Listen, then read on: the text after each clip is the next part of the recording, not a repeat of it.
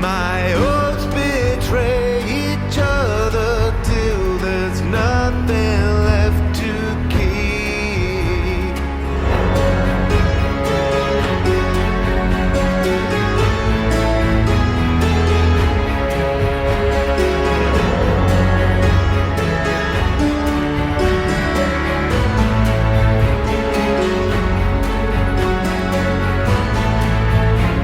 Only Us by Miracle of Sound.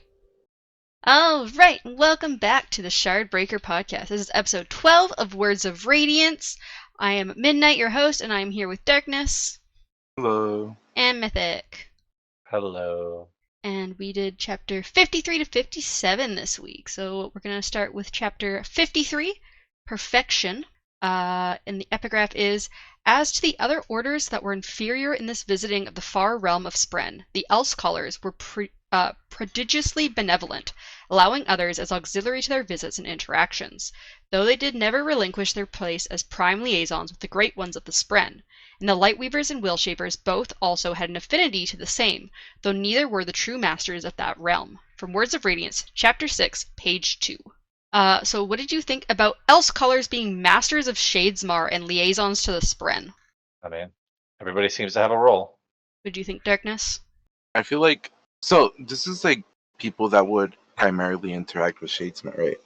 Yeah, so it sounds like, based on the fact that the Elf-Callers are the most familiar with Shadesmar, it sounds like not only does their ability have soul casting, it sounds like their other ability also has some sort of interaction with Shadesmar. So they're like kind of like the masters of Shadesmar because both of their Is that what abilities. Jasmine's? Yes, Yasna's an Elf-Caller. That makes sense considering that she's in Shadesmar. Also, it sounds like your order shares a surge with Yasna with the Elf-Callers. So we're also a Shadesmar people. Yeah, so it sounds like you share whatever ability is not soul casting with her. That's right. Mm-hmm. Me, the Shadesmar king. Well, not as much of a king as Yasna would be a Shadesmar, so if she was alive. Why not? Because it says She the is Elf-Callers are the alive. best. It says the Elf-Callers are the alive. best with Shadesmar. Willshapers and Lightweavers, although they're good with it, they're not as good. It's just not good in general. Clearly, I could do a better job. Mm-hmm. Oh, clearly. Considering she's dead, totally. Yeah, that's true. Yeah, She is totally. dead, so I guess you could do a In better job. quotation. So we start In quote, end quote. We start with Adolin's point of view as he's in the middle of his duel with Ellet. His father's words resonate in his head as he charges in with Windstance. Ellet seemed to be waiting for Adolin to act recklessly like he had in his first fight, but Adolin didn't give him any openings.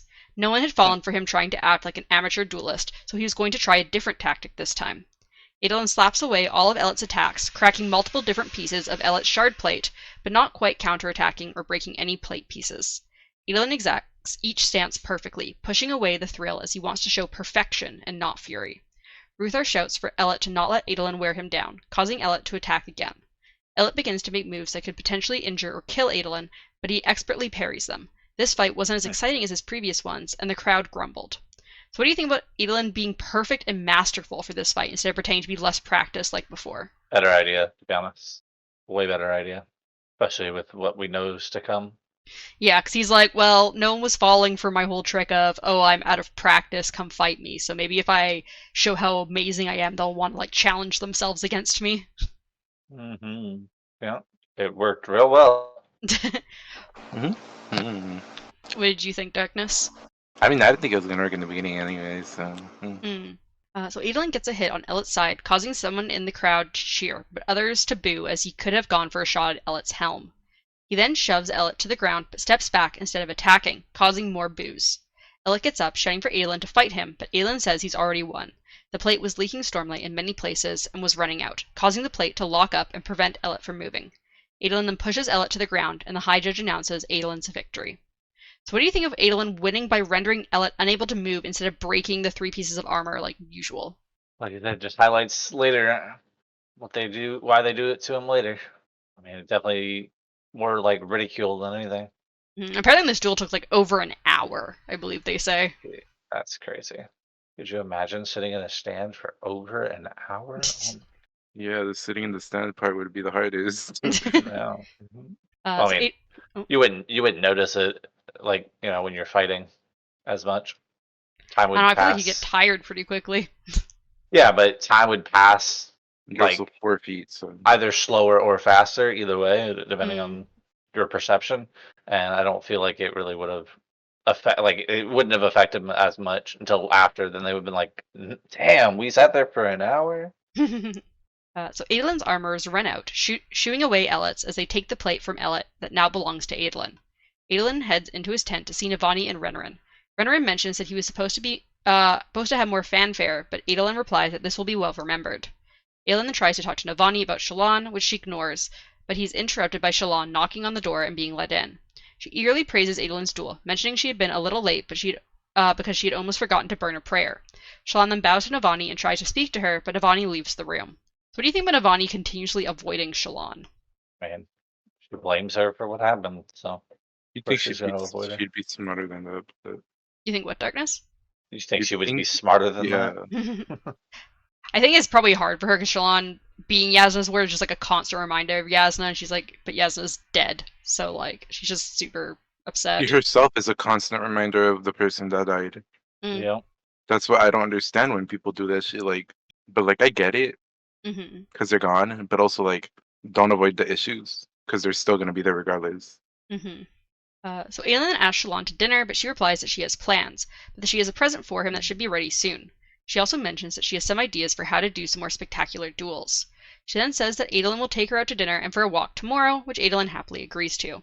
Suddenly, Ellet's cousin, Relis, slams the door open, causing the bridgeman guards to jump. Adelin had been expecting him, as Relis asks if Adelin is trying to insult his house. Adelin tries to goad Relis into fighting with him, but Relis isn't going to take it as he tries to get the High Judge to invalidate the duel, although she says that Adelin didn't break any rules.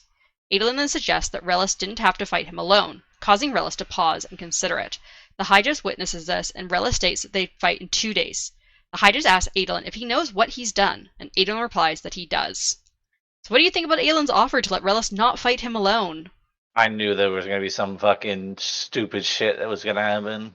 I didn't know exactly what it was, but I knew when he said, "Oh, you can bring somebody else." I thought he was gonna bring somebody like extremely powerful or some shit. Like, Here is Relis and his partner, a chasm fiend. I mean, that would be wild. Low-key, I thought they were gonna bring in like someone else that's low, but I thought it would have been like Amaram or something. Oh, that would have been hilarious. I mean, I definitely think when they like a lot of the name like Darkness has problems with the names and shit like that all the time. Mhm. Like I definitely had a problem with the names before when he started talking about whatever the dude's name is that he's going after. Sadius, I think, right? Mhm. And then I was like, oh, somebody made a comment about, oh, well, you don't have to be the one to fight them or something, and I was like, wait, does that mean that Kaladin's gonna get the chance to fight them then? Thinking that it was Amaram, I think is what the other guy's name is. Which I mean, I think it worked out pretty well the way it did work out. Yeah. Hopefully, I mean, kind of left us on a cliffhanger. I know, so- I didn't realize I left you guys on a cliffhanger. I was like going through the chat, That was rude. and I was like, oh shit! I thought it was gonna go through basically the next chapter too. That I like looked after last podcast. I was like, wait, oh no, it's, Okay. it's a bit of a Yeah, I cliffhanger. have a theory when we get to the very end of this. Well, yeah, it'd be or good for whatever theories it, at least. yeah. You know what I'm saying? I have a theory on what's going to actually happen, either next chapter or the chapter after. Because sometimes what happens is they put a cliffhanger and then they give it to you not the next chapter but the chapter after. You get a whole bunch of. Well, I dumb will shit. tell you, there's only one other chapter and then the interludes. Okay, well maybe it'll be. So it's either then. gonna give it to you next chapter or not till technically the next part. We'll see. Yeah, so Shallan then asks if Adelin really thinks he can defeat 2 Shardbearers at once, and he replies that he isn't sure, but that this should be spectacular as Shallan wanted. He then asks what her plans were, and she brings up High Prince Yanev, which we don't get. The craziest part is that when she said that, I was like, yeah, no, man, like 2 is so hard. Like you're gonna fight 2 people at the same time, and then like in the middle of the battle, Kaladin I think makes the comment of, oh yeah, he could fight 2 people, but 3 is a little too strong, and I'm like, this motherfucker, what? Well, I don't think he's ever actually fought 2 people at once. Like he figured he's like, it's gonna be risky, but I might be able to do it. But apparently he definitely is capable. Yeah, he fights in a war. He can definitely fight multiple people at the That's same valid, time. actually. You're right. To be fair, I think the Here's whole being abandoned by Sadius, like surrounded by the Pashendi, probably really prepared him for that fight. Because Yeah. he's been in a fight where he was probably going to Right. die and lose. Anyways. Well, the only difference I think with that and like these duels though is the fact that like it doesn't seem like killing is really on the table, like intentionally killing them. Like No, but it definitely seemed like Relish definitely wanted to injure him in some way because they're like, this is your Oh, yeah. punishment. And like Shardblades make it a lot more dangerous than just fighting the Parshendi. Yeah, but like just in general though, it was like in my opinion, right, when they showed up with this many people, with the 4 people, I would have been like, all right, well, all bets are off now. I'm just gonna start fucking killing you guys. Like, if it's just you have to yield, and I don't know if you're gonna yield, I'm just gonna start, chopping limbs off and it's making not sure against you killing, don't. right? I mean, I don't know, I think if they make it look like an accident, or which is it's exactly what they were not- trying to do to Yeah. what they said they were gonna do to whatever. Because Downer. technically it was till forfeit, so if they can, because they basically threatened him into not forfeiting, and they're like, and basically didn't allow him to forfeit, so they're like, oh, well, he wasn't forfeiting, so I just kept hitting. I didn't mean to, like, sever his arm or No, something. that's valid, though. I mean, here's my excuse. There's 4 of them. Sorry, my blade just happened to slice an arm or 2 off. Yeah, like, oh, my shard blade, like, hit the other guy's shard blade and, like, went into a place I wasn't Bounced off. expecting. Yeah. Yeah. I mean, it's just in general. Like, I've been like, all right, well, hack the limb off. And then after you hack one person's limb off, you just kind of like stare at the others and you go, all right, are y'all yielding? Like, Yeah. come on. The problem is you have to get through their shard plate in order to, like, slice their arm I off. mean, it didn't seem like a problem for him. He was doing just fine getting through their shard plate when it was, a little easier for him. But yeah, we'll get to that when we get to the actual fight scene. But we move on to chapter 54, Vale's lesson, and we start with an image showing the differences between how Vale and Shalon walk. There's like how a light-eyed proper lady walks, and then how like Vale walks is kind of more like a lower class citizen. Kind of gives you an idea of how Vale looks, her outfit as well. Wait, did you put? Oh, you posted it? Okay. Yeah, I posted. The fact that she actually thinks about that kind of stuff is kind of wild. Mm-hmm. And then we I wonder which one is her actual walk.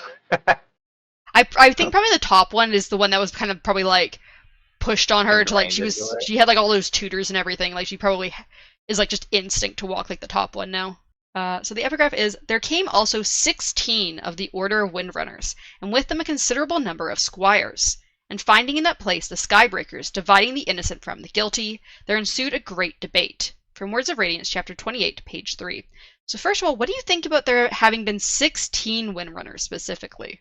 I was looking at that and I was like, 16, isn't 16 like one of these magic numbers that? Yeah, because it's the Yeah, number of yeah. shards. and the elementic stuff. Yeah, Well, the Elemancy is Elementic. based on the fact that 16 is a number of the shards and everything. Like I said, and the Right. elemency stuff. Yeah. Yeah, exactly. Yeah, I also caught that. I'm not really sure what the significance of that is here, but yeah, it definitely stuck out to me as well. I'm like, what do you mean there was 16 specifically? Also, what do you think squires are? Because it says there were 16 Windrunners, and with them a considerable number of squires. I mean, squires are just people who are like acolytes of the certain person, Mm-hmm. learning from them. So do you think they were like upon... potential Windrunners, or like what do you think they were like in terms of how the Knights Radiant used to work? Well, they're knights. Yeah, so if they're knights, then they have squires, which are supposed to kind of take up the mantle when, once they're gone or once they've learned enough. Mm-hmm. I would assume if there's only supposed to be 16, it would be when one of them is gone or unable to perform their duties. Either retires or dies or is injured Mhm. enough. Yeah. Which I don't know if you can be injured enough as a Knights Radiant considering the healing abilities. I don't know, man. Like, I mean, you could also just be knitting injured. your bones back mentally. together is kind of wild. Especially in these short amount of time. Calvin ends up doing it. I mean, you could also just be mentally unfit to do it, right? Mm-hmm. I mean, you could also, be an oathbreaker. Also, do you think squires specifically have any sort of abilities, or do you think they're literally just they have the potential to be a Surge Binder and a Night Radiant, so they're just kind of waiting on the wings until... Probably, yeah. It's probably just potential. Mhm. See some kind of potential in them. Do you think if something happened to Kaladin, one of his men would technically be a Squire and take up his Spren or something? That would be cool. And Lopin can fly. Yeah, Lopin gets his dream. So for this chapter, we switch to Shallan's point of view as she steps out of a carriage in her veil disguise. She'd had to rush to her meeting out in the Unclaimed Hills after speaking to Adolin, but she had made it on time somehow. It was raining lightly, causing the plants in the area to be reaching out for the water. She walks away from her carriage, which was not one of Sabariel's, and had been instructed to wait for her return from her meeting. She eventually finds a tent with 4 people, the Ghostbloods, in a place with lots of vegetation. She notes that 2 of the people are the same as the last time and 2 are new. One of the returning people is Mraize, and the one of them who is not there is the masked woman. Mraize is playing with a blow dart, and he shoots a dart past Vale to hit a Kremling, which struggles and writhes. He then asks Vale what the blowgun means about the Parshendi, and Vale responds that it means they hunt small game to feed their families, not large game for trophies. She also thinks that she doesn't believe that the Parshendi actually worship the chasm fiends as gods. Vale continues, at Mraize's prompting, that the blow darts wouldn't be very good in war due to their short range and the fact that the Parshendi have bows. However, most small tribes mainly fight with posturing and have few deaths because warriors are needed for hunting food. She says it could also be used for assassination, however. So what do you think of Shallan's views on the Parshendi and their culture? What was her view again?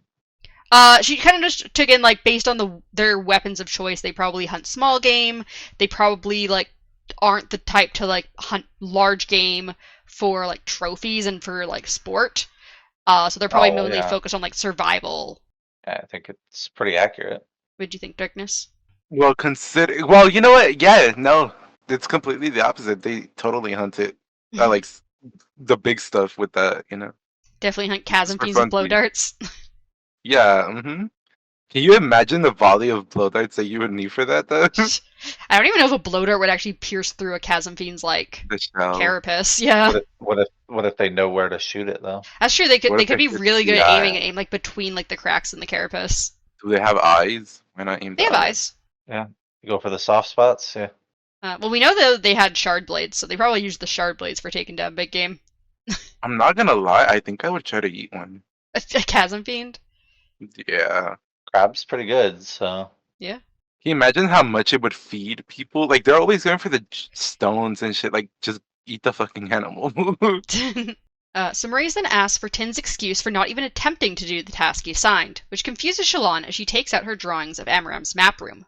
Mraize is then surprised as he had people watching Amaranth's house, mainly the windows to his study. She then brings out more papers which have the maps in detail, although she had made the writing just squiggles to not reveal her true skill. As he goes on about how wonderful her drawings are, the masked woman from the previous meeting shows up, and Shallan wonders where she had been hiding.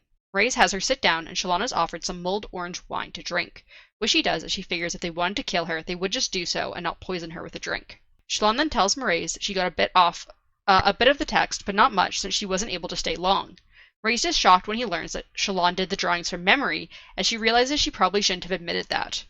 He then has her draw one of his men, Jin, from memory after a brief glance at him. Mraize is awed by her picture, even though Shallan tries to not do as good of a job as she normally would. He says that she could have a place in their organization, and also correctly guesses that she killed Tin. He says that they do not turn on others in their group, but Tin was not part of their group.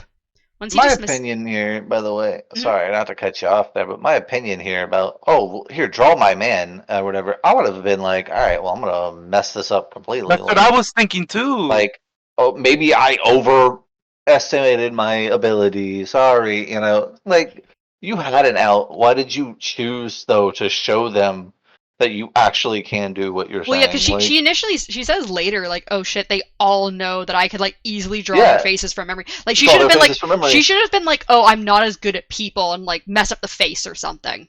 Yeah, at least. Be like, oh, I'm really good at objects and rooms. Yeah, especially since she can add things to it, like, on the fly kind of idea. Like, she added a rock, or she made it so that the papers didn't actually have the accurate, like, words on it. Yeah, she should have, like, made, like, the nose too big, or the eyes not right, or, like, things like that. Like, mess up the face in a way and be like, oh, I'm just not very good at faces. And then maybe the others wouldn't have been so eager to kill her. Exactly.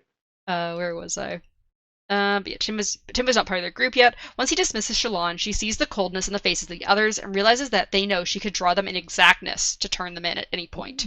She is also not part of their group yet, so they could kill her if they wanted to. So we kind of talked about my first question, which is what did you think about Shallan showing too much of her abilities? Darkness, did you want to comment on that since mainly Mythic spoke? Well, I did essentially come up with the same idea of like just mess up the drawing or whatever. Mm-hmm. Yeah. Because honestly, that's probably the best thing you could have done. Not knowing what would happen if you actually, drew it accurately. But also, I'm surprised she didn't come up with a backup plan in general to explain. Because it feels like she rushed in there, did what she had to do without having like any sort of like story. Yeah. Well, the thing is, Shallan's been generally pretty good at this, but she still is lived a very sheltered life. She's messing up a lot because she's just not used to this lifestyle yet. I guess she's not high enough level as a rogue then. Yeah, she's not. She's like a wizard or something that's multi-classed into rogue and still learning. Awesome. Yeah, like love she that. also gave away too much about like I think she mentions at one point like she gave away the fact that she's quite a bit of a scholar as well. Like she's giving away a little too much information she about her. is. She's like, they know how good my drawing is. They know that I'm a scholarly. Because he's like, oh, I didn't know Tin would like recruit a scholar. Making a scholar, you know. And she's like, ah, shit. Also, what do you think about the fact that Mraize realized that Shallan had killed Tin? I wasn't surprised. Yeah, exactly. I literally said last time that I figured they would all know, But So Shallan then asks Pattern if anyone is watching. She says no, and Shallan quickly hides herself. No. Pattern says, I am. Yeah, no one but me is watching. Yeah, uh-huh. I thought it was hilarious. And so Is anybody watching me? I am. Yeah, so Shallan quickly hides herself in an illusion of a boulder. She has Pattern tell the carriage driver to leave, and she soon hears horses following the carriage, even though she had seen no horses in the area. She waits for a while as the rain starts again, until she hears Mraize talking to someone.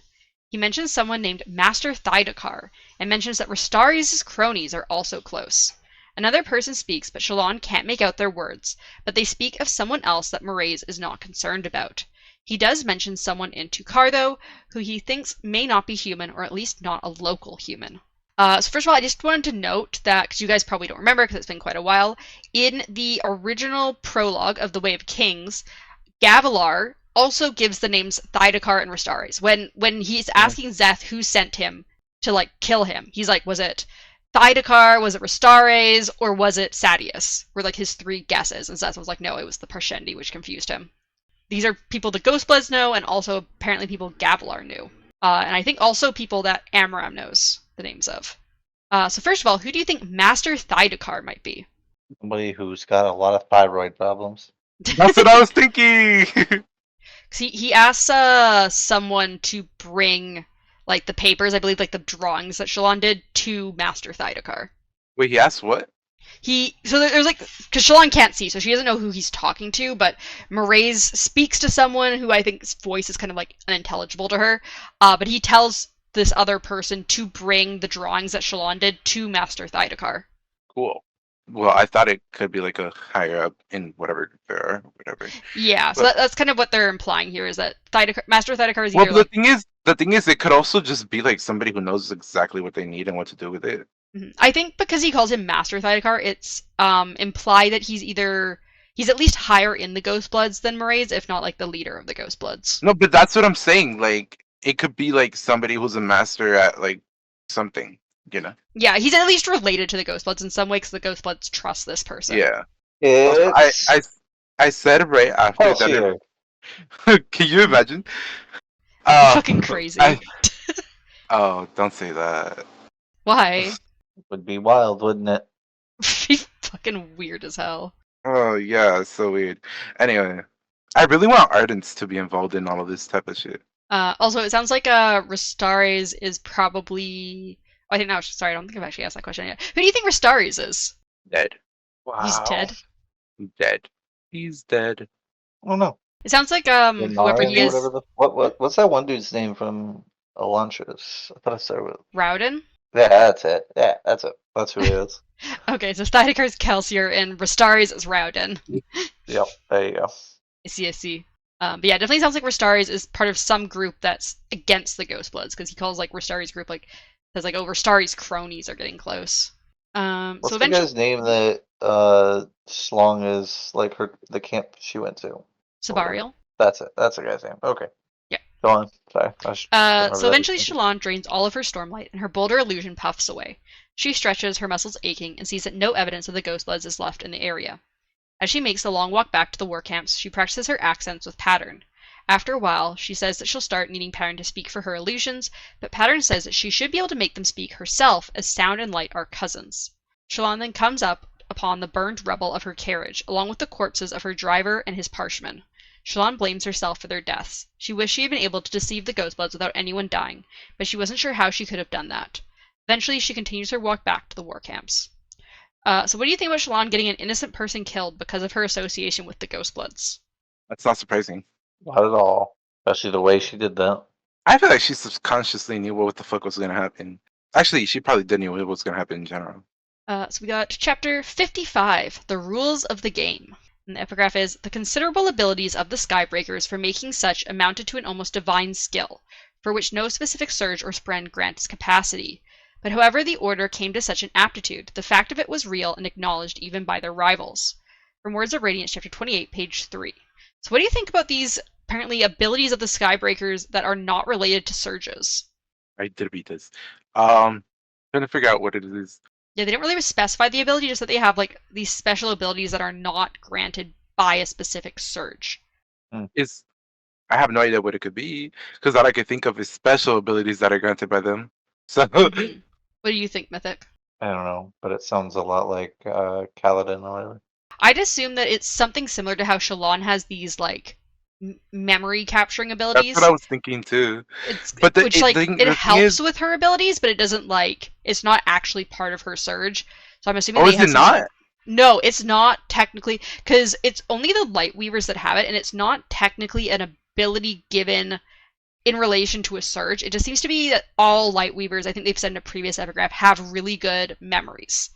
But like Wait, no, but wouldn't like, that technically just be part of the search by anyway? Because well, it's it's only not, like because remember the surges are shared. So like the person, I assume it's related most closely to her light weaving ability, but the other like group, the other order that has light weaving does not have this amazing memory ability. Like it's kind of like this weird magical but also outside ability. But that they I'm seem to assuming gain. the other order that doesn't have light weaving also has like a separate ability of the kind. They don't really say. They just say that so far we've only seen mention of the light weaver one, and then saying that the Skybreakers also have something special about them. Right. So at that point, I'm assuming that each one of them have something special. But it sounds like these abilities are not specifically given by a surge. They're like magical in a different way, but not specifically related to the surge itself, because otherwise it would be shared as well, like the surges. So we switch to Kaladin's point of view as he meets up with Adolin to guard him for the day, telling Adolin that he doesn't trust Shallan.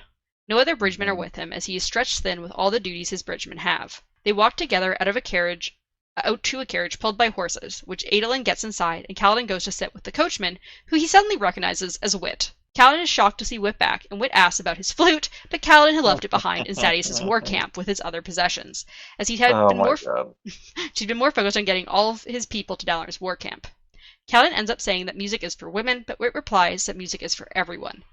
He also notes that a woman wrote the treatise that said what was masculine and feminine, and it seems women gave themselves all the fun tasks. Yep. So what do you think about Wit coming back to the Shattered Plains? Finally, yay. He's back from... seeing- Definitely been waiting for this. When I saw him, I was like, alright, this is Mythic's time to shine. Yep. I love seeing Hoyt again. He's back after that whatever town he went to meet up with Telenalat. Wait. Mhm. I only know Wit. Telenalat again? Remember when the Herald came back? He was like at some random Can you town. say it again? Telenalat Elin. Say Say it it one too more time. fast. Telenalat Elin. Telenalat Elin. Elin. Yeah. Bloom, bloom, bloom. So Wit then mentions that Kaladin isn't holding up his side of the conversation, because Kaladin's kind of just been responding with like, yeah, okay. And Kaladin feels bad for that. He apologizes for losing the flute and asks if Wit kept his job as the king's wit. However, Wit replies that he hasn't checked, and says he hasn't even told the king he's back yet. Kaladin is shocked when he has Wit repeat himself a few times when he mentions chasm fiends. Wit says he'll go easy on Kaladin today, as he doesn't want to have him flying off on a tirade, causing Kaladin to almost jump at the word fly. He asks what Wit knows, and Wit replies that he knows almost everything and calls him Kaladin Stormblessed. Kaladin asks what Wit wants from him, and Wit replies that he just wants a story. Kaladin doesn't All I seem gotta say is Hoyd seems to have a lot of knowledge about a lot of things to... when he's not even a part of it. It's because he's Hoyd. Yeah, this is totally Brandon Sanderson's fucking self-insert. Self-insert. So Kaladin doesn't seem to have to tell one, though, as they sit in silence until they get into Sabariel's war camp. Kaladin is surprised to see farmers, as he didn't think you could farm here, but Wit replies that the Natan people have farmed here in the past. Eventually, they get to Sabariel's manor, and Wit asks the footman to get Shalon. Adolin gets out of the carriage and is shocked to see Wit, asking what he did with his usual carriage driver. Shalon then comes out, walking more quickly than most light-eyed women. Kaladin thinks that he still doesn't trust her and wonders if he can look into her past a bit to see if she actually is a threat or not. Shalon then notices Wit and instantly gives him a hug, which leaves Wit looking extremely unsettled. She thanks him for the past and says that they need to talk more at some point. Adolin then helps Shalon into the carriage before telling Wit to keep his hands off of Shalon. Wit just replies that Shalon is far too young for him, although it's hard to find women his age. There's only one around here, and she and him don't get along very well. So first of all, what do you think about Wit and Shalon's reunion? I mean, She just went up to him and tackled to hugged him, you know? Yep. right? And also hugs, I think, Yeah. are not very common in a Lethe society. So, like, everyone's like, oh, damn, she hugged him. They must be lovers. Even Wit's like, what the fuck, why are you hugging me? Mm-hmm. This is not usually how people greet Wit. Or Hoyd. Wit is old as fuck. Wit is, I believe, around 10,000 years old. Yeah, I figured. He acts like it too. Do you have any thoughts about Wit and Shalon's reunion, Mythic? I thought it was adorable. Also, who do you think the woman around Wit's age is that's in the area? Yo, mama. Wait, could it be another person from his planet? It could be. Probably would be. I don't know if there'd be... Wait, I what don't was know the if question? So Wit mentions that it's hard to find people around his age. There's only one around here, and she and him don't get along very well. So my question was, who do you think this woman is? Yeah, it's probably. Because I feel like... So, that was the first I know planet, who it right? is. Or whatever. Wait, okay, I'll wait. But I think I know who it is. Yeah, so his planet wasn't the first planet, but it was Like the first main... It was civilization? the planet where Aldonasium, I believe, resided. So, like, there's technically other planets that, like, had life forms on them, but I don't believe they had any sort of, like... I don't know if they had any magic abilities. I don't know a lot about, like, that far back. Just that most... I believe all of the original shards also are from Yolen. Just like Hoyd. What if it's Yasna? It's definitely not Yasna. Navani That'd be Navani funny. would know, because Navani literally birthed and raised Yasna. Well, considering there's Supposedly. magic bullshit happening. Yeah, uh-huh. I'm gonna tell you it's not Yasna. Okay, but it Oh, yeah, could no. be. Totally Yasna. Mythic, don't worry, it could be. Okay. Yeah, I know. She also said Yasna's not dead, and we already... Or, Right. well, Considering dead, that she's and we giving us already know she's spoilers not. anyways, you know. mhm. Do Yeah, you exactly. want to know who the woman is? That's Sure. what it says here. It's It Mob. is the vessel of cultivation. So cultivation's vessel is a woman. Oh, okay. So apparently Wit does not get along well with cultivation. Mm. Oh. Does he get along well with any of the shards, though? That's a Gets very along good well with- question. I'm not sure he does. He does. I don't think he... Kelsier's no, not a he shard. doesn't. Yeah, He they're doesn't, but he lovers. also doesn't get... He Yeah, also doesn't get along with Kelsier. He does not. They're lovers. I don't know what They you're talking about. literally had a fucking fight. Yeah, lovers have fights all the time. Oh my god. That's domestic violence. I'd say it's more like how kinky you're trying to get in the moment, but No, I don't think so. Anyway, so Kaladin then goes to get into the carriage so that Shalon isn't left alone with Adolin. Wit tells Kaladin not to flirt with Shalon as Adolin is getting possessive, but then corrects himself to tell Kaladin to flirt with Shalon since it will upset Adolin. Kaladin replies that he wouldn't flirt with her because she has light eyes, and Wit replies that his people are too focused on eye color. Once Kaladin gets inside the carriage, Adolin grumbles as Kaladin sits down beside him. So what do you think about the fact that Kaladin basically is saying he would never be attracted to a light-eyed woman? I'm more interested in the fact that he said he'd rather fucking do something with a chasm feed or some shit. Yeah, I think he said he'd rather flirt with it like a chull or something. Yeah, that was funny. What do you think, Mythic? What do you think about Kaladin just being not interested in any light-eyed woman because they're light eyes. I mean, it's pretty accurate to his, mindset You know, after he's been screwed over by Light Eyes. it'd be very funny if he does end up with a light-eyed woman, though. Oh my gosh. It'd be absolutely hilarious, and there's no way that would ever happen, right? No foreshadowing in these books. So Shallan and Adolin talk back and forth a bit, which Kaladin finds boring and annoying, but he listens as he tries to figure out if she's a normal manipulative light eyes or an assassin. Shallan asks Adolin to take her to the menagerie in the outer market instead of another winehouse, as he could tell her about what animals he has hunted, although Adolin says he doesn't really enjoy hunting, as there is no contest to it. He does tell Wit to take them there, though. Kaladin continues to study Shallan, thinking she seems fake and calculated. He dislikes Adolin, but he does like that he's at least straight and honest with him, unlike most light eyes. Shallan then brings up her ideas that she had thought of previously, hesitating for a moment because of Kaladin, but Adolin replies that Kaladin can be trusted. Shallan reads out an account of how Sadeas killed High Prince Yennev in the past during a tournament, and he had made a spectacular duel and asked for a boon, which was to fight the other High Prince to the death. Shallan thinks that Adolin could do this to force Sadeas into a duel against him. They also discuss that even if Sadeas appoints a champion to fight for him in the duel, it would still cost Sadeas his shards if the champion lost, and he would suffer a loss to his reputation. Shallan gives Adolin an envelope with the information to share with Navani and Dalinar so they can make sure the plan will work. What do you think of Shallan's idea about asking to duel Sadeas as a boon from the king? Agree with that was probably the only way to get Sadeas to do so. Mm-hmm. Yeah. So eventually they get back to Dalinar's war camps, and Kaladin glances at the bridgemen guarding the area. When the carriage stops, Kaladin gets out and goes to apologize to Wit again, but he had traded places with a man who had been paid ahead of time. The man apologizes, but Adolin says that Wit does this all the time and to just ignore it. Kaladin grabs his spear before following Adolin and Shallan into the menagerie. Syl comments on Kaladin's sour mood, which he says is because he has to listen to Shallan and Adolin. But Syl replies that he's the issue, not them. Shallan then spots an ugly creature with warm tentacles that she calls a sarpenthin.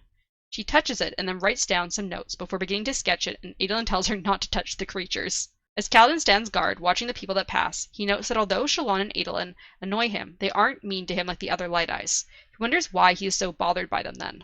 They continue to wander around and see various animals, Shallan stopping to sketch a few, including a multicolored chicken that even Kaladin admits is pretty. Syl comes over to... It's a peacock! I think it's just another parrot, I'm going to be honest. It's a peacock! God, it was a peacock too, don't even. Oh, it could Yeah, be a peacock. I just assumed It's another a parrot. peacock. It could definitely be a peacock. The moment they said it was colorful, I was like, it's a peacock. The multicolored chicken. Yeah. Don't you love all these different chickens? They're so cool. Don't you wish we had so many different types of chicken? If they pull up with a turkey and call it a chicken and it goes gobble gobble, I'm gonna go crazy. I wanted to just see a bunch of pigeons in like Shinobar or something where birds are more common, and he's just like, ugh, what are these like street rat chickens? Or maybe they'll see a murder of chickens instead of a murder of crows. A murder of chickens. Wonderful. A murder of black chickens. Sea chickens. Oh my gosh, yes, sea chickens. Anyways, where was I? The chicken. Multicolored chicken. We need to go into a long conversation about peacocks and how this is a peacock. That's what we were gonna do. Syl comes over to Kaladin, talking to him about what he is and what he wants to be. Kaladin says he wants to be a soldier again, although he isn't really sure. His current life doesn't feel exciting to him. Syl asks if he's almost ready, and he replies that he almost is. So what do you think Kaladin is almost ready for? The words. You think he's almost ready for like the next ideal? He's gonna level up. Yeah. Yeah, something like that. Or he's almost ready to become a nice Radiant. Or a father. Oh god. Of Syl's Storm child? Yes. daddies. Storm Yes. daddies. So Storm child. Kaladin's like only 20. He doesn't need to be a father just yet. Yes, he does. What? People People become fathers, become at fathers 16. at like 12 at this point. Exactly. So at this point too, like in the story, yeah, for sure. You know, that makes me wonder on something, and it's a very degenerate thought, but I kind of am curious since most of these books kind of go in a certain darker light. Could people slave brand? Could people slave brand a woman and then use her as like release? I think in a Lethi culture, you probably couldn't. They seem very strict on what slaves can and can't do, and the fact that they get paid certain ways and everything. They have like very strict slave laws, but I don't know about the other cultures. Maybe. Just a thought, because like it obviously the slaving thing doesn't work. It's not like you can just You could pretty much almost brand anybody as slave as long as you have the power to do so. So, Mm-hmm. just was a thought. So they next see a caged white spine, although it looks sad in the cage. Apparently they don't do well in captivity, and most go into crystal shells when dormant for so long, but the owners probably keep that from happening. Eventually, Kaladin notices a crowd and hurries over, but he is shocked to see Dalinar and Amram. Amram specifically is wearing a cloak with the double eye on it. And Dalinar announces to the crowd that the Knights Radiant are to be refounded, and Amram is going to lead them. Yeah, So what did you think that'll work real well, I'm sure. Yeah, what did you think about Dalinar making Amram the head of the Knights Radiant? I mean, as soon as that happened, I was like, all right, well, we all know where Kaladin's going to be sitting in that fucking order soon. Yeah, the Voidbringer side. Yeah, exactly. Yeah, Kaladin is not pleased with the whole Amram being head of the Knight Radiant. No, giving Amaranth any more powers. Because at this point, he's now like, if I even reveal myself to have these powers now, does that mean Amram's going to be in charge of me again? Like, that's not happening. And then what if I murder him? What happens then? Right. What if I accidentally murder him in so-called a duel, And then we get to the start of the duels, the really good chapters. Chapter 56, White Spine Uncaged. But first, our epigraph. 23 cohorts followed behind that came from the contributions of the king of Macabacum. For though the bond between man and Spren were at times inexplicable, the ability for bonded Spren to manifest in our world rather than their own grew stronger through the course of oaths given. From Words of Radiance, chapter 35, page 9. So what do you think about Spren being able to manifest more and more into the physical realm as the oaths progress? That would mean that Kaladin is pretty far in his oaths then. Well, we know Yeah, Kaladin, you're right. Kaladin said 2. He said the first one and the second one out of 5. Wow. Okay, but he's like I wonder. not ready for the next one though. Maybe. Yeah, but I mean, Syl's also very manifested in this world, so She started off very manifested into the world though. yeah, she did. Yeah, she's So not that I'm much more. I think, because she can't, she can, only hold, small objects, and she can only be, her big form, when Kaladin gets, a So- surge of power. What you're saying is, when he speaks more words, she's gonna be able to fucking blow mountains up. Maybe. Yeah. I mean, I'm not Yeah, done. The series hasn't finished. He's not reached, a 5th ideal. Or You're close, joking. Wait, didn't you say there was a fucking 50-year fucking time skip or something? There's either, I have to double check, we don't know, between book 5 and 6, I think it's either going to be 50 or 15. I'm not 100% sure. I would believe it'd be 50. That's quite a big jump. Because if we're talking 50, That means Kaladin is super old. Yeah. and we know Dalinar is probably dead unless he becomes immortal. Yep. We might be seeing, if it is a 50-year gap, we might be seeing, the children of our current, main characters. But- or grandchildren in So, Dalinar's case. are you saying that? So in that sense, then are you saying that Kaladin never reached the 5th? I don't know. The 5th book hasn't come out. It comes out this year. Well, no. But what I'm saying is that if you're saying that the book is 50 years into the future, I don't and that we know might for be sure seeing how many kids. years. Yes, I'm saying yeah. if that's the headcanon, your thinking is that 50 year if it's 50 years in the future, we might be seeing descendants instead of themselves. Then are you saying that in all the books that are currently out, Kaladin has yet to hit it, so maybe he doesn't actually hit 5? It's very possible he might not hit 5. There's a lot of theories I have, but it's hard to get into them much without talking about spoilers for you guys.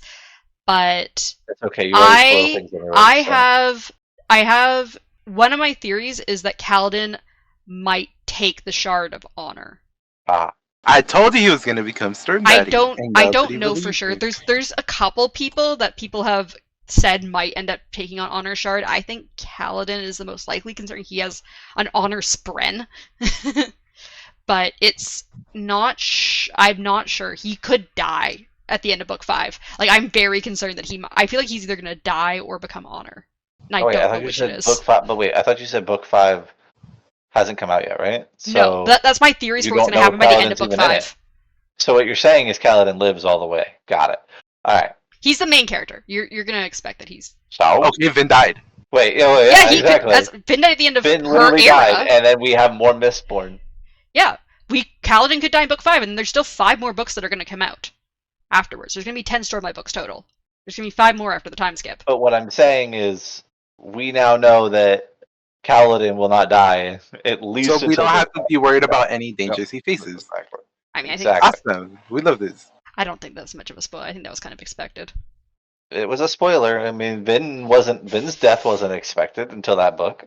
So death is never like a it's always expected of every character.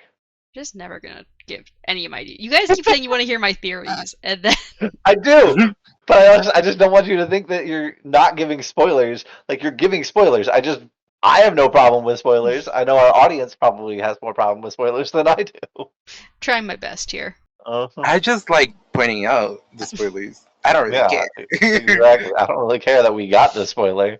Yes, is it assumed that Kaladin will probably live through the entire series that we have so far? Yes, because Will he live honestly, without yeah, any scarring or any other fucking type of trauma? Probably not, Probably considering it's Kaladin, but yeah, seeing as it's a Brandon Sanderson book, but either way, that's Anyways, a Sunderland I shit. think the only real spoiler that you've given off that was like a It's big Jasmine. No, I'm just kidding. yeah, it was exactly no that's where I was going. I was thinking about the fucking medal. Which metal? Oh, nah, that wasn't as big of a thing because it was a metal. Like I made the comment already. I had already assumed it was in a metal. It was just she was wrong on which metal it was. yeah. That's all. I mean, that wasn't as big as the Yasna one. The Yasna one was a lot bigger because we kind of came to that conclusion with what she was saying. I fucked that one up bad. I'm trying. That's I was the only so one I bad think at that you've myself. ever done that was that bad of a spoiler. But Anyway, so we continue with onwards. Kaladin's point of view, as Signal tells him that Amram probably isn't actually a Knight Radiant. They are currently guarding Dalinar, Navani, Elhokar, and Amram as they head into the dueling arena for Adolin's big duel. Some men from Bridge 17 and Bridge 4 were there as well, feeling proud that they were allowed to be on the more important guarding duty. Sigil also brings up that Amram would have shown off his abilities if he truly was a Knight Radiant, as it would make Dalinar's claim more credible. Kaladin Would he though? then gives Sigil the command of where everyone should go, including saying the two to protect Shallan. So do you think Amram might actually be a Surge Binder? Yes, of some sort. Yes, I think this man is. What's the best way to put it? Lucky enough to be able to get shit that he shouldn't have.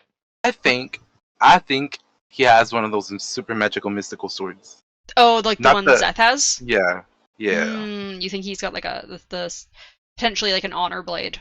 Which So- is why Are they all- Kaladin should have gotten Are it, they all yeah. called honor blades? Well, we know that the I've been going along with you guys guessing that what he had could be an honor blade because of how Eshonai has said that Kaladin's powers may be caused by an honor blade instead of him being a surge binder, and Syl has also said that Zeth has no spren and that his sword is different. No, right, but I'm saying like are all 10 swords or whatever? How many swords there Well, are? we don't know what the honor blades necessarily are. I think you've come to the I'm theory. asking if they're all called honor blades though. If Zeth's sword is one of the 10 herald blades, then yes, they would all be called honor blades. If that is one of them. Anything that does what Zeth's blade does is an honor blade. Okay. Cool. There is at least more than one based on what Eshonai's kind of said about them. But yeah, we've specifically gotten very few Dalinar point of views in this part of the book. So for all we know, Amram could be a surge binder of some sort and have shown off to Dalinar, and we just wouldn't know. So Sigil tries to tell Kaladin that he should tell Dalinar about his powers, but Kaladin can only Agree. think that he'd be put under the command of Amram again if he did that. Syl flies over to him, saying he's not himself when thinking about Amram, but Kaladin ignores her. Kaladin instead goes over to find Moash and tells him that he wants him on a deep patrol towards New Natanan, and he doesn't want Moash here when he has Graves and his people taken down. However, Moash says that what Graves is doing is right, and that he has met with them again, against Kaladin's wishes. Kaladin's upset by this, but gets interrupted by the noise in the arena getting louder. Moash says they'll talk about it later, and as the match is about to start. Before Moash leaves, Kaladin says that Moash will go out on patrol. So what do you think about Moash kind of defying Kaladin's orders and continuing to meet up with Graves? This man is gonna get himself hurt. Kaladin Especially tries after so what we hard just to watched keep him Kaladin safe. Just because you're my friend doesn't mean that I will let you disobey my orders. Mm-hmm. What do you think, Darkness, about Moash still meeting up with Graves and the others? He's pissing me off. Like, please leave. Moash is like, what they're doing is right, and Kaladin's like, I will take them down. You need to not be there. Moash is like, no, I'm gonna keep meeting up with them. You can't tell me what to do, Dad. Exactly, that's exactly what it seems like, to be honest. Moash is being a fucking petulant child. Wow, that's a big word for you. I'm not a fan of Moash. He pisses me off. He's such an annoyance in this book with his Kaladin's best friend. You're not a fan No, of. Oh, Kaladin deserves man. better. Rock, Mm. Lopen, and Taft are such better friends, and Sigzil, like all the other Bridgemen, they're better friends than fucking Moash. Why is Moash like his good friend? Well, He considers Moash his closest did friend Moash because do? Moash is the one person who kind of doesn't like idolize Kaladin like the others do. So he feels like he can actually be friends with him instead of trying to be like this better like version of himself around them. Okay, that makes more sense now. Okay, I was like, why did Kaladin even get involved with him in general? But yeah, that makes sense. Yeah. So we switch to Adolin's point of view as he speaks to his blade before the duel, as per tradition. He's worried about taking on 2 Shardbearers at once, knowing it'll be quite difficult. He then goes into the next room where Renarin sat in his Colon uniform instead of his Bridge 4 uniform, and Navani was preparing to draw a glyph ward. Adolin, however, shows her a glyph ward from Shallan, and Navani grudgingly says that Shallan's calligraphy looks good. Adolin then burns Which is wild. Adolin burns the prayer and bows his head as he prays to the Almighty. Navani then mentions that she is worried about the fight, as it is to surrender instead of to 3 broken plate pieces. Navani mentions that they could seriously injure Adolin, although he says they likely won't kill him, which is supposed to be reassuring. Adolin also can't help but think that having Navani around was almost like having his mother around again. Renarin then starts asking Adolin about their superstitions, but Adolin has either forgotten or lost their mother's chain. Renarin sends a runner off to search Which Adolin's is kind of rooms. weird. Like, how did you not realize that you didn't have your luck charm with you? Right? He's like, I thought I put it in my pocket, but it's not there, so it's either on my bedside table or like it hopefully didn't fall out of my pocket somewhere along the way. It makes me think that somebody with like some kind of power probably did it. You Like, think someone that got their maybe friend to steal it? Yeah, or like that one girl who just somehow appears every time Shallan's at that place. She just Oh, the appears masked woman? somehow, and she's like, where did she come from? Yeah. Where did she go? What if she has like an invisibility thing or something? I mean, I wouldn't be surprised if you could just make yourself invisible as a Lightweaver too. Yeah, like what Shallan has. Yeah.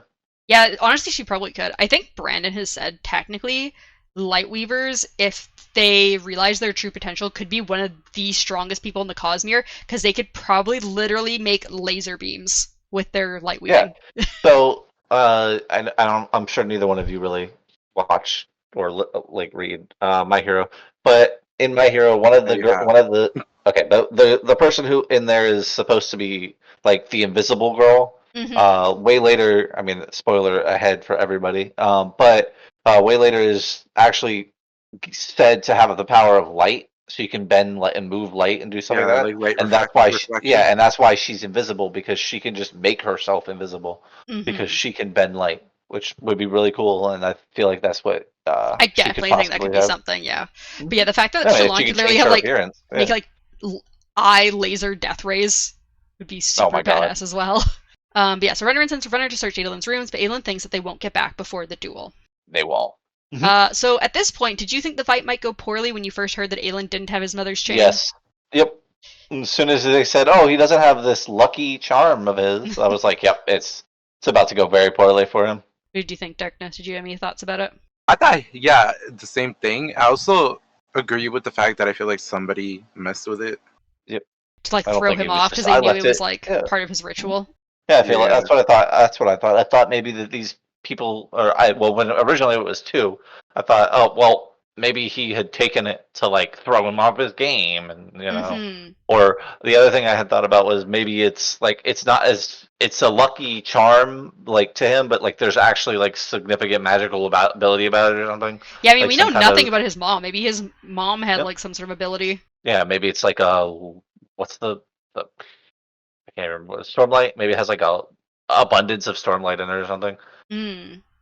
Yeah, I mean, he says it's chain, but maybe it has like a little pendant on it that has like a gemstone on it or something. Yep. Or maybe the entire chain is made of a gemstone that he just doesn't know about. That'd be fucking crazy. Yep.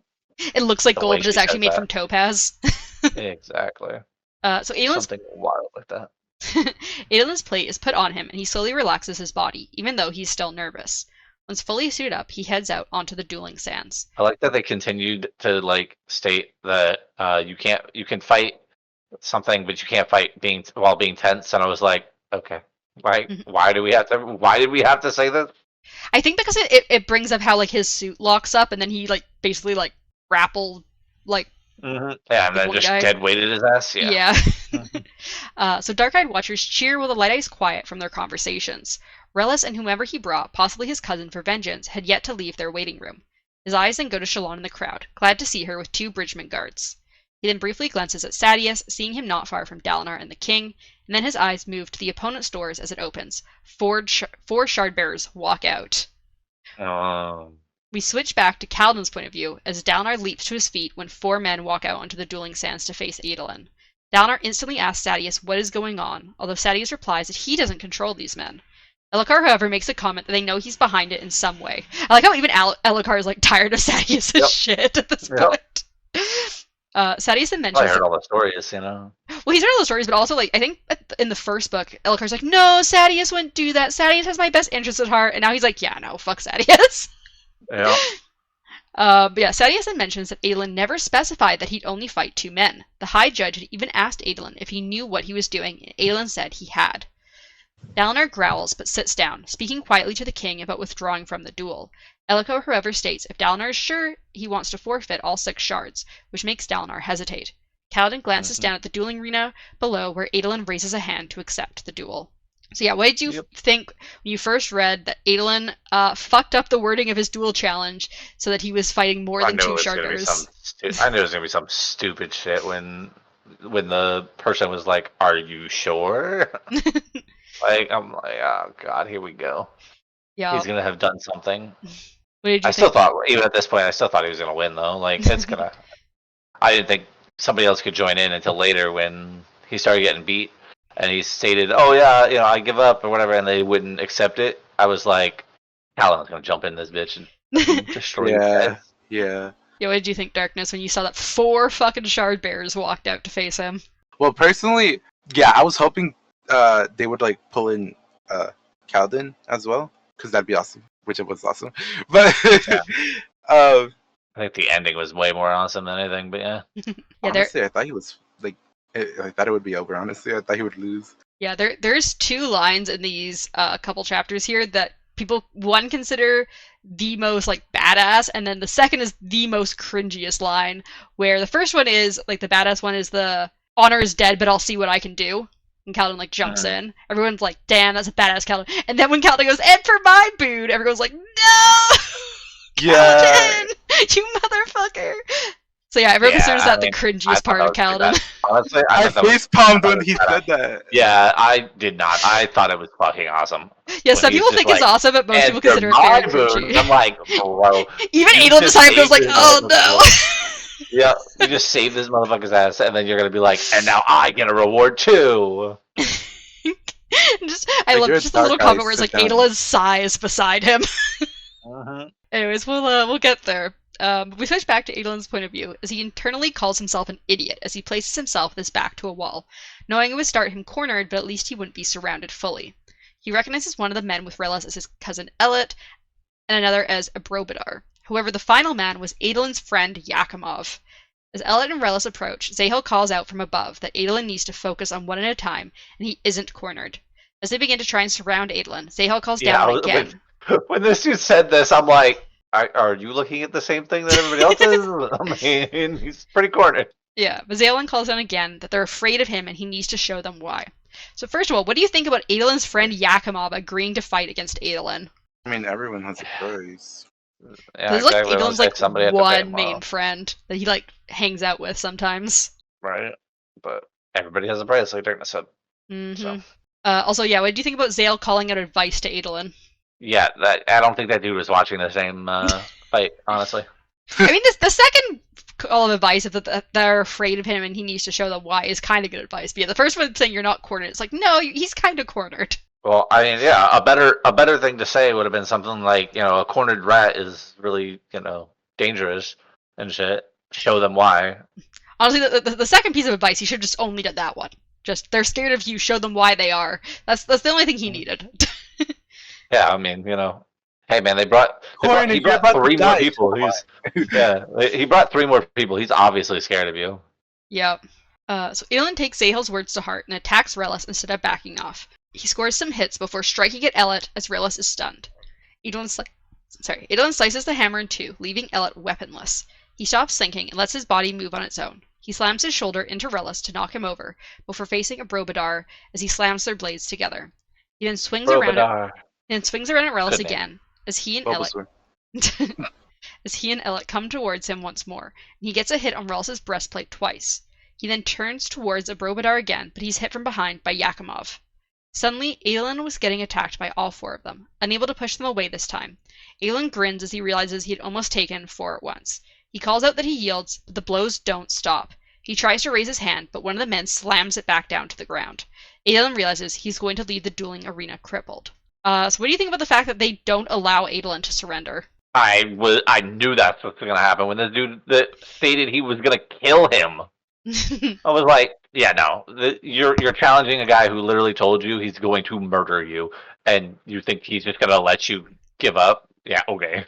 What do you think, Darkness, about them not allowing him to surrender? I mean, he's got this. He doesn't need to surrender. You know? Oh yeah, he's Yeah. on the ground being beaten by 4 people at once. Totally got this. Yet somehow his shard plate did not break. Interesting. We switch to Dalinar's point of view as he asks for Ellikar's shard blade, as the rules allow him to have people join in to help him as long as the duel stays disadvantaged. However, Ellikar says no because Dalinar has no plate and it would take too long to put on plate anyways, and he would just end up losing Ellikar's shard blade in the duel. Thaddeus, however, Which I think is kind of funny that as long as it's still a disadvantage, you can have people jump in, because then, like, okay, he bought 4. All right, that means I get to have 3, right? Like, we're still at a disadvantage. Thaddeus, however, speaks up, goading Dalinar into going down to help Adolin fight. Dalinar responds by telling Ellikar he'll pay to borrow the blade so that it won't be considered part of the prize if they lose. Ellikar, however, states that Thaddeus obviously wants Dalinar down there fighting for a reason and to not fall for it. Thaddeus wants Dalinar to get killed by accident or at least injured. Dalinar knows Ellikar is right, even though he wants to help. Suddenly, however, he hears the crowd murmuring and he turns to see Renarin entering the arena with his shard blade but without his plate. So what do you think about Ellikar not allowing Dalinar to help Adolin in the duel? I mean, it was a pretty good, good comment. Like, yeah, they obviously want you to be in there so that they can just kill you. Mm-hmm. Like, I mean, I was getting they didn't murder Adolin, so that's there was a big chance always because that was their target. But Mm-hmm. Also, what do you think about Renarin going in to help his brother? I mean, brotherly love, man. Not a fan, Darkness. what do you mean? I'm a super fan. We're gonna go back to Dalinar because I was literally so upset with what he was trying to do. Which I get it. It's part of your little being, but be smart and realize what the fuck they want. Yeah, because as Ellikar said, like he wouldn't have time to go down to put any sort of plate on, so he'd have to go down with just a blade, like without any sort of armor. Kaladin did it just fine. Yeah, but Kaladin has surge binding powers. And yeah, trauma. well, and trauma. Yeah, exactly. Oh, so the fact that Renarin went in there is about the Well, funniest shit that could happen. I mean, Renarin has like he's shown the habit now of like running into places where like he has no He's idea not what the fuck he's doing. Yeah, He gives me midnight vibes, look here. low key. Yeah. Wow. Just because we both wear glasses. Oh, yeah, that's He totally was the reason. glasses. That's Although apparently he tough. stopped wearing his glasses because like he's worried about like looking like Maybe that's why he was crying because he can't fucking see. he gets dust in his eyes. He's like, the sand, it burns. So we switch back to Adolin's point of view as he finally is able to get up. His plate was starting to feel heavy, but he didn't have any broken sections yet. Adolin tries to start signaling his surrender to the High Judge again, but Relis tells Adolin not to end the duel early and that he's here to punish Adolin. Adolin then notices Renarin, who is facing a Brobadar, and he shouts for Renarin to leave the arena. Relis then threatens Adolin with hurting Renarin if Adolin tries to surrender early. Adolin glances towards the High Judge, but thinks that she has likely been bribed. He calls out Yakimov before charging Relis. So yeah, what do you think about Relis using Renarin against Adolin? Man, Will you repeat that? What do you think about Relis using Renarin against Adolin? So like he's I mean, like, I mean, that's fucking smart. True. Yeah, it was. It was very tactically smart. he's like, oh, your brother ran out? Perfect. If he's Yeah, also I can like use that against unarmored. you. Yeah, if you try and surrender, we're just gonna kill him. Yep. Now you can't surrender, so we can beat the shit out of you. Wonderful. So we switch back to Dalinar's point of view as he tries to speak to the High Judge about ending the duel, but she ignores him. He then says he'll end it himself, but she states that she is in charge here, and the duel has not ended. Dalinar watches as Renarin barely is able to fight. Do you not believe in the laws? I was like, bitch, nah, it's my family. Yeah, so Renner is barely able to fight, possibly having one of his fits, and one of Adolin's shoulder plates explodes. He calls out to the crowd, asking for someone to step in and help Adolin, but no one will meet his eyes, not even Amram. Dalinar asks where their honor is, and Kaladin replies that honor is dead, but he'll see what he can do. He also tells Dalinar to look after his men if this goes poorly. It is kind of funny because he has an honors friend, but you know. It's also funny because Honor is dead. Yeah, honor is dead. He then jumps Yeah. down into the dueling arena below. So yeah, what do you think about Kaladin being the only one to step in and help out Adolin? I mean, kind of figured that's what was going to happen. What do you think, Darkness, about Kaladin jumping in? I really wanted it to happen, and it did happen, so I'm happy that it did. But yeah. Yeah, I mean, I just wanted to see Kaladin kick their fucking asses. Like, yeah. And then so you stated that there were 2 lines or whatever, one cringy and one badass. I think the other badass one comes right after what you say is the cringy one, where he's like, I'll kill 2. Or no, maybe it was before. It was before it. He's like, I'll kill 2 Shardbearers or something like that. I was like, bro, this man.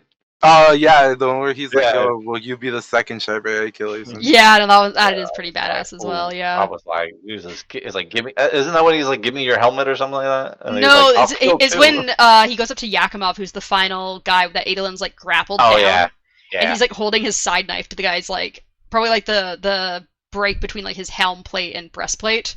He's like basically like, I'm gonna slit your throat if you don't fucking surrender. Yeah, he's like, surrender or you'll be the second Shardbearer I kill.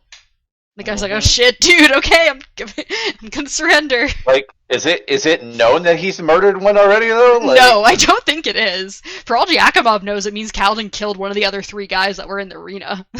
Yeah, I know, right? I'm like, what the fuck? Because I don't know if Yakimov can even see what's going on in the position he's in. He's basically an upside-down turtle, with Adolin as the shell.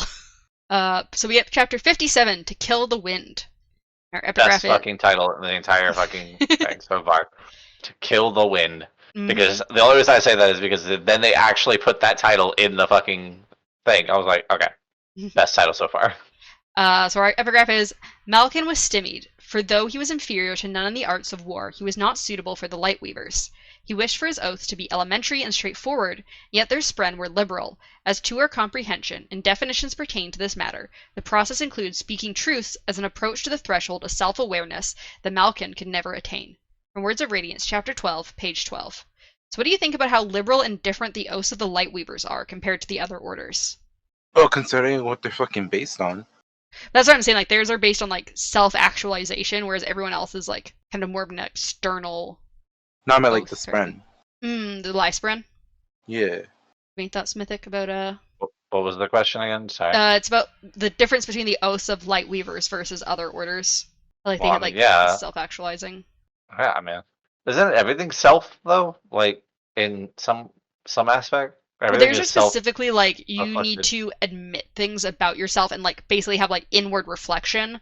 Whereas, like, the other ones kind of you have to have inward reflection, but it's more about, like, I will do this for others. But yeah, like okay, well, if you take the honor, like the honor one, right? Like if he doesn't do it because he thinks it's honorable, even if it is an honorable thing, like it would go against his oath. So everything is in some way self-reflected. It is, yeah. But it's still, theirs are a little more, like, they're On the not nose, as, yeah, like, it's, A little more on the nose, yeah. yeah. So we start this chapter with Shallan's point of view as she feels like she has failed Adolin by not seeing this loophole in the words Adolin has spoken and agreeing to the duel. Sabariel calls Adolin a fool for not surrendering, but Shallan is sure there is a reason for it. She glances briefly at Renarin and wonders if she could go down, but she couldn't do anything to help, which is a fucking lie when I read that. I'm like, you have a shard blade, Shallan! Yeah, I know, You're right? right. But In my But head, if she you- was still. I don't feel like her ability with that shard blade so far, as being shown, has not seemed like it was really all that good. Like she just materialized it inside of a person. That's To be like, fair, though, women aren't supposed to have shard blades, so I think her just appearing with a shard blade would freak out the others, and they'd be so confused, which would give Adolin and Kaladin, or, like, Adolin and Renarin, like, a chance to do something. Because she just show up, summon a shard blade, and you'd be like, the fuck is this?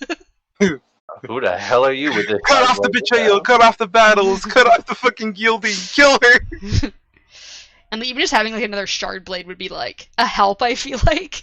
Yeah, but then she's giving them like I mean, if she's Like, streak naked showing across the her. arena. That would my God. also do so. Yep. Just open up her safe hand and they all like faint. Exactly. Also, there's she can so many apparently ways she summon can her help. Shardblade in less than 10 heartbeats. So, she said that would also be like a thing where they'd be like, "What do you mean you've got your Shardblade back already when I've like knocked it out of your hand?" She's got high blood pressure.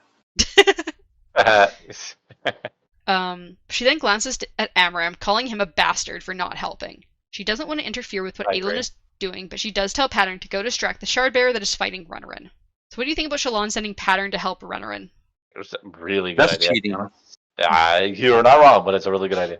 Yes, it's definitely cheating, but also might as well. Yeah. Renarin's not doing well on his own anyways. Great idea. So we switch to Kaladin's point of view as he rushes across the sands towards Relis, who glances at Kaladin, but then turns away as he considers Kaladin unimportant. Kaladin just hopes that this will go better than when he helped Amaram. Syl asks him to trust her that it will, and Kaladin sucks in Stormlight and then shoves his spear into a broken part of Relis' shard plate. Relis cries out in surprised pain. Kaladin then spins in towards Adolin, and they end up back to back. Kaladin tells Adolin that he'll need their plate cracked to do any damage, but Adolin replies to just keep one of them occupied as he should be able to take two of them. He also Which asks... I hated when he was just like so submissive of, not submissive, like what's the word? Like he was just like shoved him to the side basically. He was like, I know you jumped in here to help me, but you know what? No, just hold him back while I fight the other two. Like Yeah. like Well, I felt it was kind of Odin like... could fucking kill him. I mean, to be fair, I feel like it was a good strategy because Adolin, like, Kaladin doesn't have a shard blade or anything. Adolin's like, I don't think I can like consistently crack like their shard plate when I'm fighting three of them together and like worried about him because he has a shard blade. Like, he could end up accidentally hurting Kaladin, so he's like, go distract one so I can take down these two, and then I'll come like basically help you finish off the other one. Eh, I feel like Definitely Kaladin like you wouldn't said most of have agreed if he seemed like he was just brushing him off. I think Kaladin saw it was good strategy.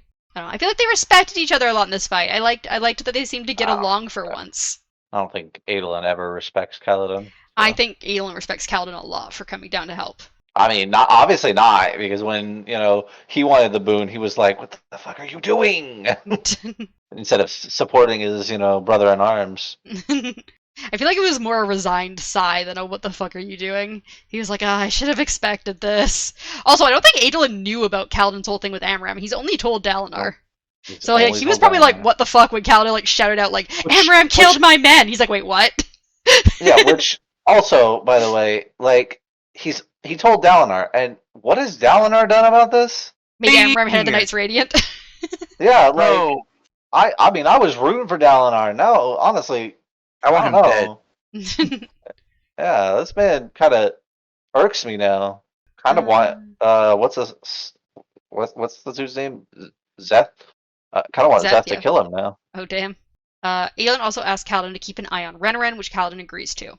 Kaladin then dodges an attack from Relis, drawing him away from the fighting Adolin by faking hits against him whenever he tries to turn his back to Adolin. Kaladin tried to lure Relis further from Adolin, but whenever he did, Relis would turn back. Kaladin was impressed, though, by seeing Adolin fighting the two other Shardbearers at once. Relis shears off the tip of Kaladin's spear, and he begins to leave Kaladin again, causing Kaladin to try to kick Relis' plate with a Stormlight-infused kick. Kaladin's To legs be honest, they're spelled the same, so, you know. Kaladin's legs feel like they break as Relis flies forward, dropping his shard blade and causing it to turn to mist. Relis seems shocked at Kaladin's attack, part of his shard plate cracking from the kick. Kaladin glances at Adolin, who explodes Ellet's breastplate, although he himself has multiple pieces of cracked plate. He then glances towards Renarin and sees that the guy fighting him seems to be waving his blade around at the ground. Syl seems confused and flies towards Renarin at Kaladin's legs, and his feet heal with Stormlight. So what do you think about the guy like obviously getting distracted by Pattern and trying to like stab Pattern? Yep, that's what I mean. That's kind of funny, though, to be honest. Yeah. Fuck, I was gonna say something. I forgot. Where was Renarin at this point? I think Renarin at this point was probably just sitting on the ground. Oh, this is where he was bawling his eyes out? He wasn't bawling yet. I think that's later, but I think it doesn't really mention what he's doing, so I'm assuming he's not really doing anything helpful. I mean, did he ever do anything helpful, though? He distracted one guy. Kind of. Yeah, but also in the process, like, made it even worse for Adolin. Also, why do you think Still flew over towards Renarin? She's like, what is Who? that? And then she like flew Oh. over. Maybe Probably like Renarin has is gonna be. Oh wait, yeah. What if Renarin is gonna be Kaladin's squire? Oh, you think so? You think maybe like she's being that like makes sense. attracted to Renarin? Mm-hmm. And that's why. Oh, romantically and physically? No, Damn it. no, not in that way. I Also, mean, oh, sorry, go ahead. technically. Also, what do you think about Kaladin kicking Relis so hard that his shard plate cracked and it broke both of Kaladin's legs?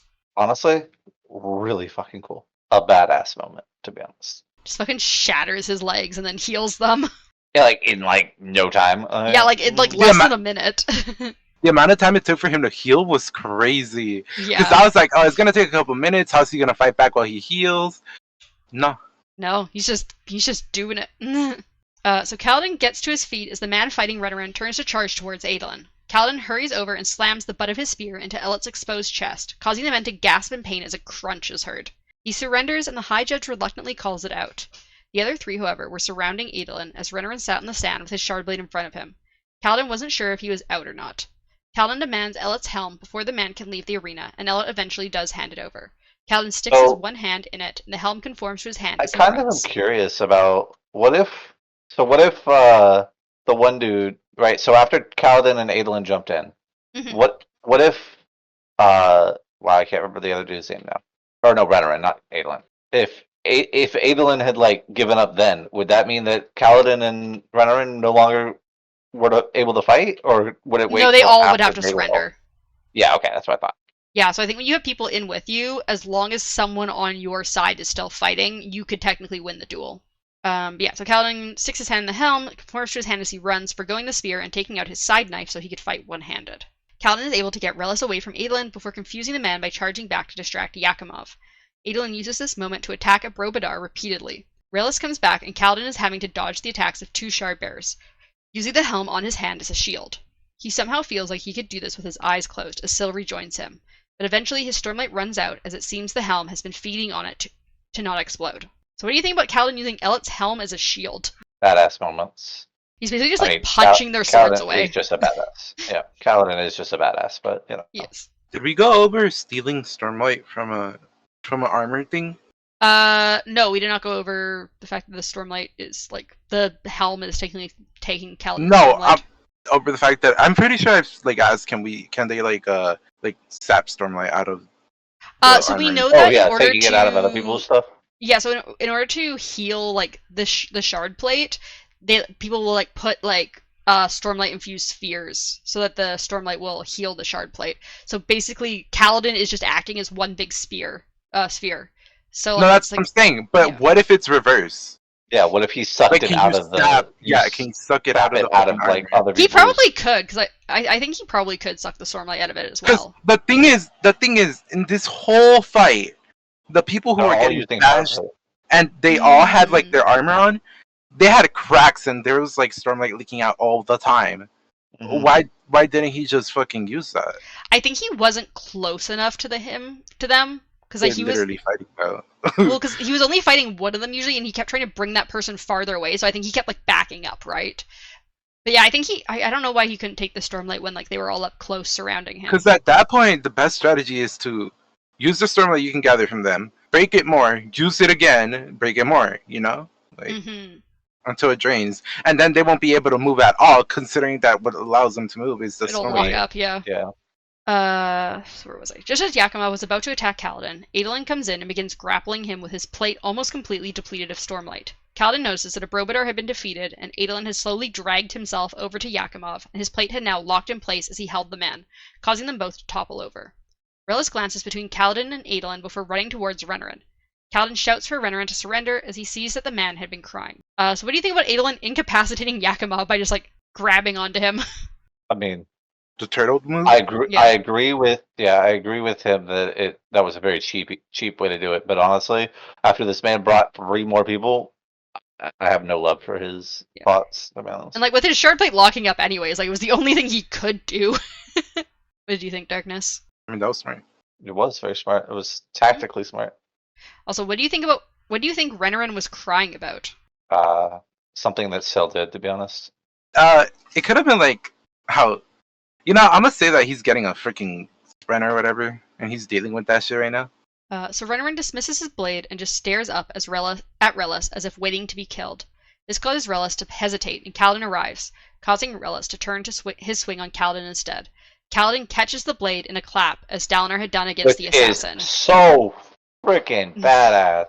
Suddenly he hears Bro, if awful... somebody caught my shard blade, holy Yep. shit.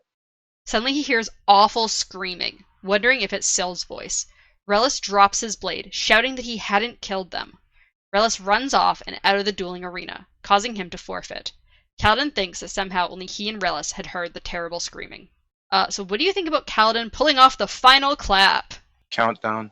I mean, Do-do-do-do. I mean, it goes real well with what he says later, so give me a boon. Because he's technically the one that did everything. He did a lot of it, yeah. I'd say Yeah. him and Adolin kind of equally. I don't think either of them would have done No, it. I don't think honestly, I don't think Aelin did jack shit. I'm Okay, pretty sure he did. He turtled himself onto this dude. He took that was out Brobadar. like, It's nah, Brovadar. A Brobadar. the one dude. The Yeah. guy in the orange shard plate. Mhm. Oh, the orange guy. Okay. Yeah. Also, what do you think that screaming was? Still, yeah. Why do you think she was screaming as he grabbed the blade? Because you Uh, need a fucking sprint to make a blade, and then it's Yeah. gonna kill them. I feel Why like do you they think know, Relis like, heard the screaming? What do you didn't- think Is about he him on the saying, "I blade? didn't kill Yeah. him"? Yeah, didn't they have? Are they the one that possessed the blade? Sorry, what? The blade. He owned the blade, right? Yeah, he was the one who owned the blade. Yeah. Then that's why. Yeah. So Kaladin walks over to where Aelin still had Yakimov held in place. Kaladin holds his side knife to Yakimov's plate, asking if he needs to kill his second Shardbearer or if Yakimov will surrender. Yakimov calls this fight a I actually have circus. another theory, by the way, Oh, on yep. that. Now that I think about it, maybe it's this other power that Syl was talking about that he's almost ready for. And maybe he can, like, I don't know how, but maybe he can tap into some like ability of like some deep dark secret that these people, like a person has, and like maybe he, whatever, I don't remember the dude's name, but the other guy or whatever, maybe he has like a thing where he kind of believes that he killed somebody, but like at the same time is trying to deny it. Yeah, so Yakimov surrenders and Adolin releases Yakimov, and Yakimov quickly leaves. Kaladin sits down next to Adolin as Adolin laughs uncontrollably before asking for help taking his suit off, as he can't wait for the armor since he still needs to challenge Sadius. Kaladin helps remove the Before Sadius, runs gets out of there off like a quickly. coward. Yeah, because he was just about to do that. Yeah, no, that's gonna come up. So Kaladin helps remove the plate, and Renarin comes over to help silently as well. Once the plate is off, Elhokar does his duty and says he has been greatly pleased and offers Adolin a boon. Kaladin thinks that this could be his chance as well. Sadius is already trying to flee, but Adolin calls out for a right of challenge to fight Sadius for crimes against his house. Adolin looks like he's going to say more, but Kaladin cuts him off and demands a boon to fight Amram, causing the king's jaw to drop and the crowd to go silent. But also, when they said it, they said right now. Yeah. Which means they just battled these 4 people, and now you want to go after these other 2 people? Like, Well, I think the original goal was just to fight Adolin, just fight Sadius. yeah, no, but I'm just saying, both of them separately, right? They just fought a battle with 4 people, Right. and then they're gonna now challenge 2 people who haven't been in a fight this whole time Yep. at this immediate moment. Okay, couldn't you have been like, hey, I challenged this guy, but I want to wait like a week? Well, I think specifically for Sadius, it's because Sadius has been like, he doesn't really fight as much, especially not dueling, because he's old like Dalinar. So I think Aelin's like, I don't want to give him time to prepare. I think he should have said like tomorrow to give Adolin time to like prepare his plate, but Yeah, I mean, like something, Jesus, like just right after you fought 4 people in a really bad, like really fucking gritty fight. Well, I mean, he's got a ton more And, plate now, so he just switches into a different set of plate, at least. Because he could wear, like, Renarin's or something, because Renarin didn't wear his plate out. Mm-hmm.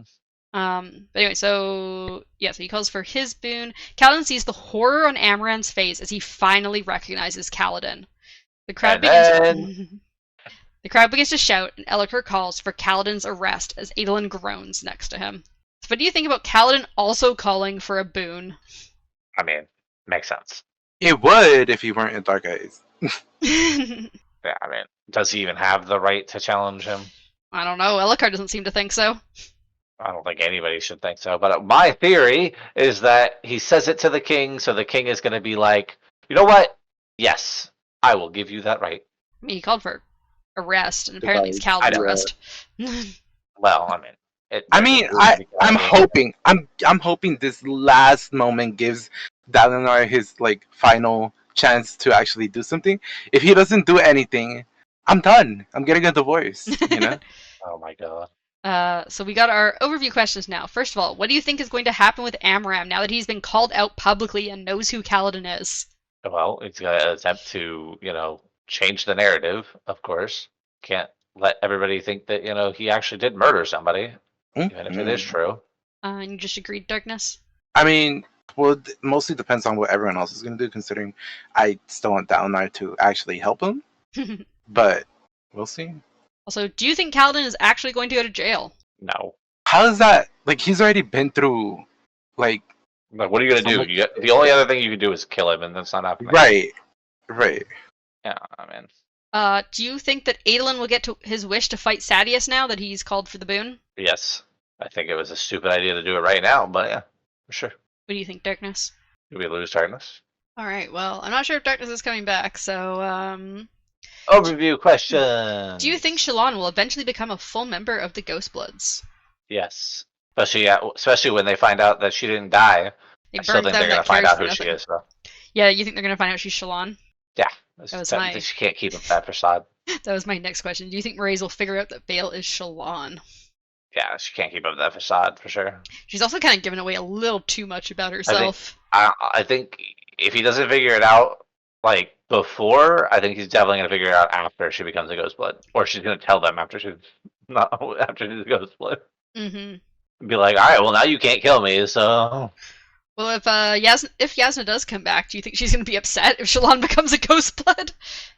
Because the Ghostbloods are the ones trying to kill her. Good on you. Yeah, it should be like, good on you. It's... Well, I mean, I guess they're not trying to kill her now, right? She's dead, so... Yeah, it's true. They did it. Tin did it. Yeah, exactly. So, I mean, they can't... I mean, what are they going to do? Put a bounty on her head again? Yasna's going to haunt Shallan. How dare you become a Ghostblood? I'm going to haunt you and torture you. From Shadesmar, yeah. Yep. I mean, she is the master of Shadesmar, so... Yeah, she's an Allscaller. Did you have any other thoughts or theories? Nah, that's all I got. Oh. Theoried out. Starting to see. Oh, you said yeah. Yeah, it's coming back. Okay. Hey, there he is. Hey! Alright, well, we already ended the podcast, so... We did. Darkness, the last two overview questions for you were, do you think Shallan will eventually become a full member of the Ghostbloods? No comments. No comment. And do you think... No, yeah, she definitely is, actually. Yeah, that's what I'm saying. And also, do you think Mraize will figure out that Vale is Shallan? Who the fuck is Raze? Mraize. Raze is the champion that I play on Valorant. From Valorant. Raze is the name of Odium. Odium Special. That too, yeah. She got so angry in Valorant that she had to fucking destroy the Blow world. everything up. Yeah. What was the question then? Do you think Mraize will figure out that Vale is Shallan? Yeah, for sure. Alright, did you have any other thoughts or theories before I tell you what chapters we're doing next time? No. Are you gonna pin it this time? Because you I always pinned forget it to pin last time. I pinned it. I've only missed pinning it like twice in our like almost 2 years of doing this podcast. Nah, you miss it all the time. We have to remind you. Don't. Like, don't lie to our community.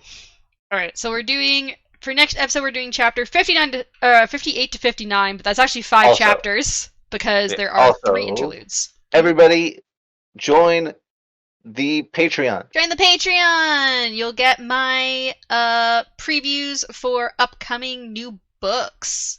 Before Yeah, I the joined the podcast gets Patreon started. yesterday. No, you didn't. It's only because you told me I can't. But yeah, we've got Wait, full spoiler content. I mean, technically you could join the $1 tier, because that one doesn't get the spoiler content. Yeah, I'm gonna just give you $1. Yeah. Well, you're technically going to give me 33 cents, Darkness 33 cents, and you 33 cents. I need those 34 33 cents, y'all. If y'all can, like, hit me up. Yeah, come on, man. We really need that 33 cents. Yeah. Yup. But yeah, so yeah, please check out the Patreon, and next time we'll be doing chapter 58, interlude 9, Lift, interlude 10, Zeth, and interlude 11, New Rhythms, and then chapter 59. Lift's fucking interlude is apparently 33 pages. It's like half our fucking, like, episode. It's What's the Lift. interlude? Lift. Okay. Yeah. Lift Apparently, is... we're getting a lift. Darkness. Yep, getting a Uh, 33-page lift. Let me know when you're done. When we've But yeah, concluded. By the way. thank you guys so much for listening. We really appreciate it, and we'll see you next time. Bye. Bye. Bye.